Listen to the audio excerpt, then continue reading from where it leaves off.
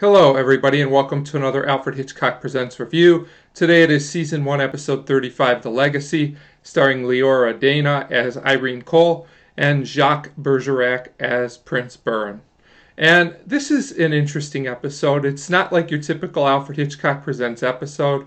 It is more of a classic 50s style melodrama than it is really a mystery suspense story. And I could see some people really liking it and some people really disliking it. And honestly, I'm kind of neutral towards it. It's just kind of there, in my opinion. So we start in Palm Beach. The episode is very specific to tell us that. We're introduced to our main character, Irene, and also some other side characters who I'm not going to go too much into. I'm just going to say their main purpose is to add mood and gossip type dialogue to the episode, and it works well enough, but they're not really that important to the main plot.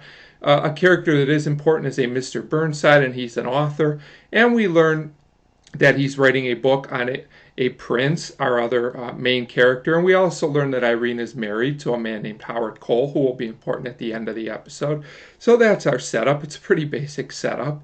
And we also learn at this point that Irene's husband, Howard, is spending lots of time with other girls, and the others talk about it a lot. The dialogue's pretty good here. And we also learn that Irene has a lot of money, but that she also seems to care pretty deeply about her husband, even though he goes around with other women, as Irene basically talks about this, and she said she accepted it a long time ago. So at this point, we're in the next scene, and our other main character, Prince Burin, comes.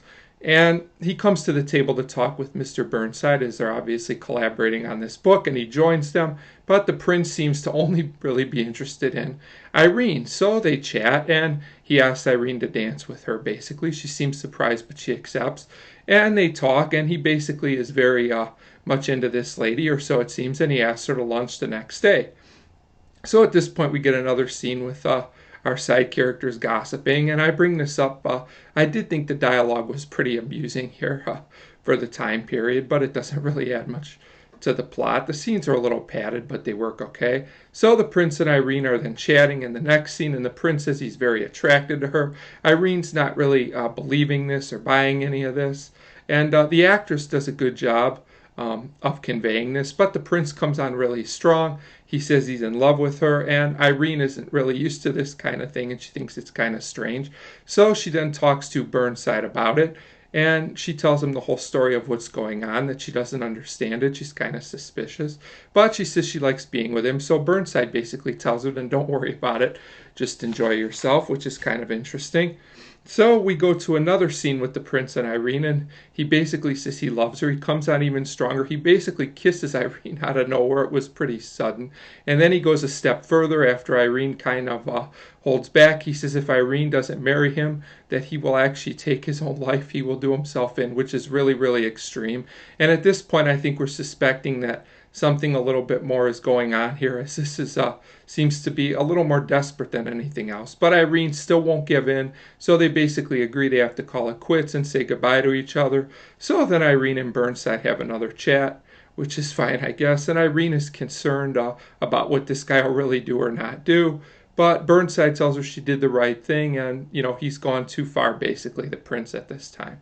So we go to the next scene, and we very abruptly see an article in the newspaper where the prince actually passed away in a car crash, and Irene is upset because she thinks she might have been the cause of this, obviously. And then we jump ahead another three months. The jumps are kind of quick and subtle, but they only had about 25 minutes to work with, so I guess it's understandable. And Burnside now becomes the narrator of the story, which is kind of odd, but it works for some reason, so I'll let it go at that. And we find out that 3 months has passed, and Burnside is basically talking to a man, and he finds out the prince was bankrupt and that he owed millions of dollars and that he was really after Irene's money. That's why he showed so much interest in her. But the twist of the episode, I guess if there is a twist, is that he did pass away from an accident he did not do himself in.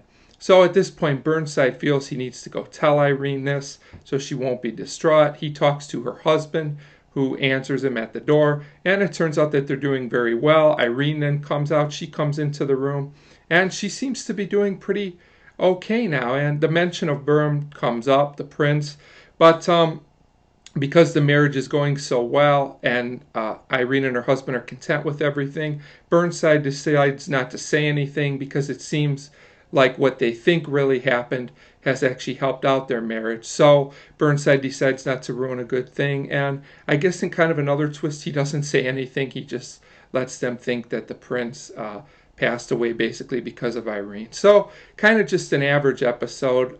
If you really like the 50s style melodrama, you may like it. If not, you may want to pass on it. To me, it's just an average episode, and I give The Legacy a 2.5 out of 5. So just an average Alfred Hitchcock Presents episode, but kind of different. So 2.5 out of 5 for The Legacy, and as always, thank you very much for watching.